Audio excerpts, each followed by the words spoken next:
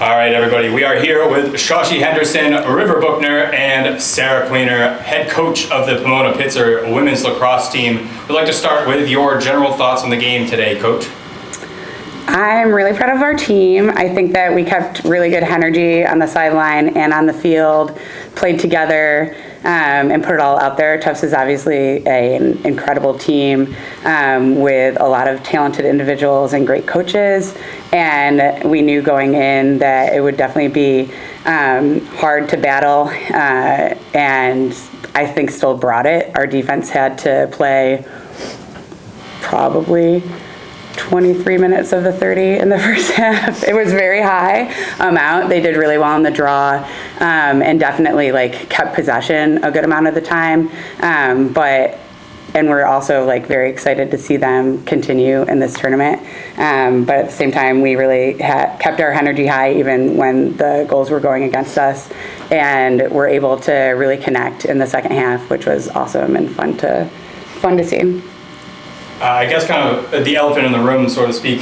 You guys coming all the way over from California. Just how was that? The trip, the transition to the different time zone, all of it, the traveling. Just was it a good adjustment or a little rough? Yeah, let's say that's why we lost.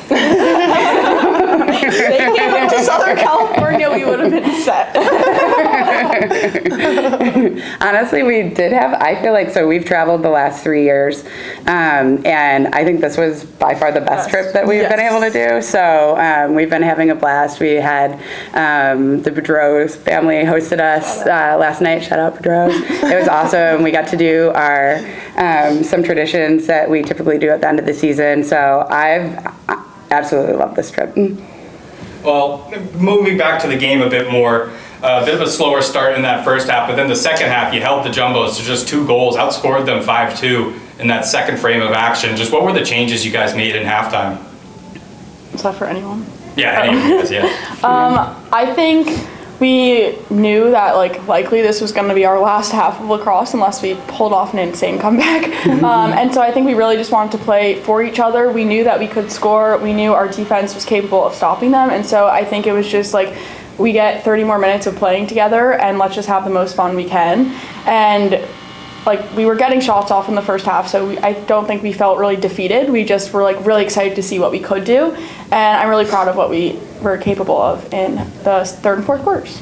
And you mentioned it at the top, Coach, just in your initial thoughts. I think you guys did a really good job in transitioning the ball down the field to get some offense started. Has that been a focus throughout the season, or was that something you kind of focused on for today especially? Yeah, I think it's definitely a focus throughout the season, but today it was our number one focus. And then moving to the defensive side of things, Tufts has that counterclockwise cycle that just never ends, it seems. And how did you guys deal with that? It seemed like you guys figured it out almost by the second half. I think so. Yeah. Tornado.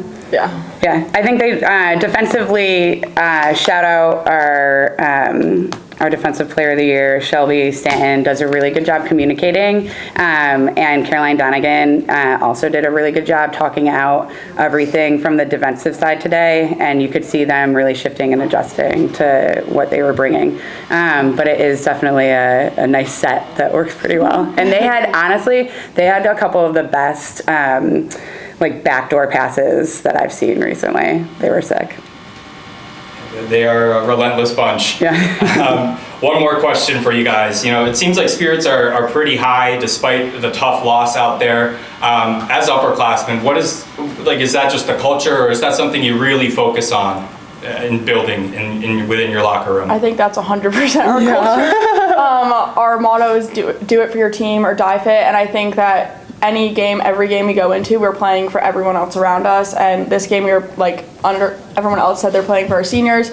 And just being a part of this team for 4 years, it's such a special group of people, and there's never not the hen joy. And even when we are losing, I think we do a great job of finding little things to celebrate and just focusing on all the little wins throughout the game. And so at no point in that game was I not having fun. I think it was just have as much fun as we possibly can, and we'll see what we can do. Awesome. Well, that's all I've got for you guys. Thank You don't want to chip in, River? Yeah, come on, River. I want you to say something. Do you have any final thoughts? I would say I think we won the mental game. I think from the West Coast, we don't get a lot of really highly talented teams coming out to play us, except for a couple times throughout the season. And I think it's always an adjustment as we play some of these really these like top 10 teams or like top 5 or whatever, top 1. Top 2 is Top yeah, 2. it's pretty good. But I think one change that we made from the season or from the regular season, I think, was just like winning the mental game. And I thought we really won the mental game. I feel like the defense kept attitudes so high throughout the game. Like I was really impressed with everything they brought. And every time we had not criticisms, but every time we mentioned stuff we wanted to fix, it was always in such a positive manner. And I think the sideline really brought it today as well, like we do often. And I think that's like maybe the West Coast core that we bring is the excitement, the energy, the grit, and just having so much fun with our best friends. Thank you. Thank you. Awesome. Thank you guys so much. Appreciate it. Thank you.